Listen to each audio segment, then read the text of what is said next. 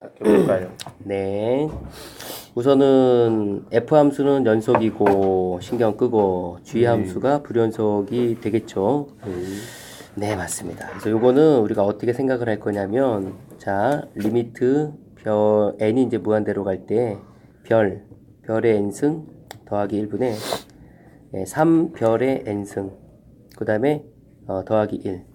자, 그럼 이런 문제 풀 때 기준이 뭐냐면 별이 1보다 크냐, 별이 1보다 작고 마이너스 1보다 크냐, 별이 1이냐, 또 별이 마이너스 1이냐, 그리고 별이 마이너스 1보다 작냐, 이런 방법으로 풀어나가겠죠.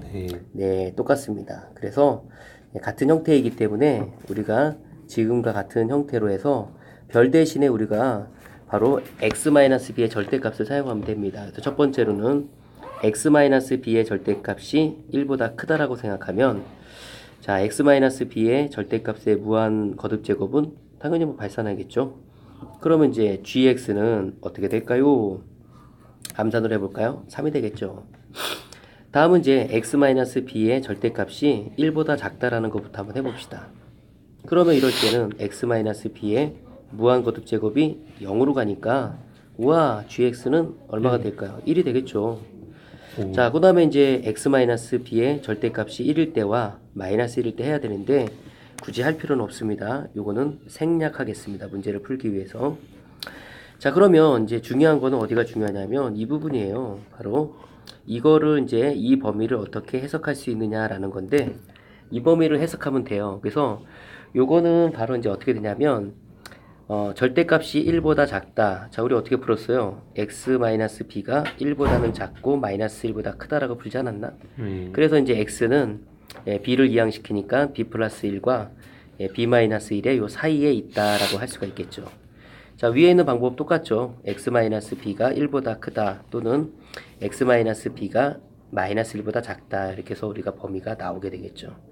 그래서 이 그림이 어떤 식으로 변화가 되냐면, 지금 이 그래프는 결국 이렇게 보면은 여기에 b-1의 값이 있고 여기에 적당히 b 플러스 1의 값이 있어요. 뭐 y축이 어디 있다 그건 모르겠어요.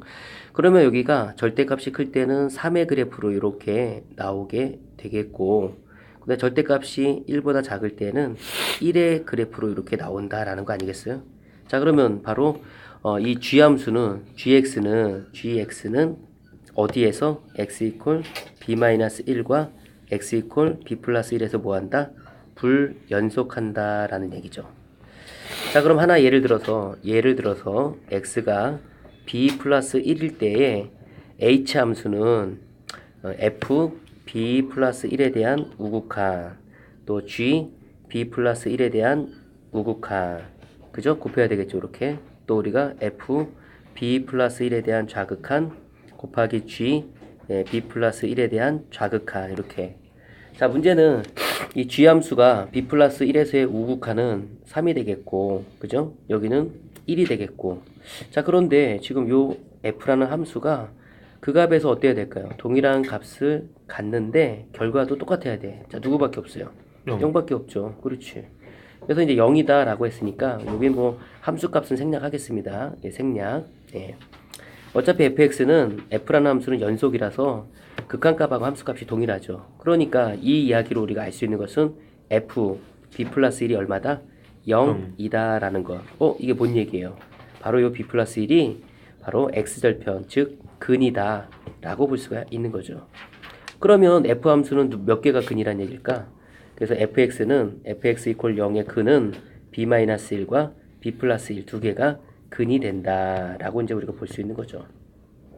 그러니까 우리가 근과 계수의 관계를 통해서 b-1 더하기 b 플러스 1은 바로 6이 되겠고, 그러니까 이제 b의 값은 3이 되겠고, 그럼 진정한 요 값은 얼마냐면은 2와 4가 되겠죠.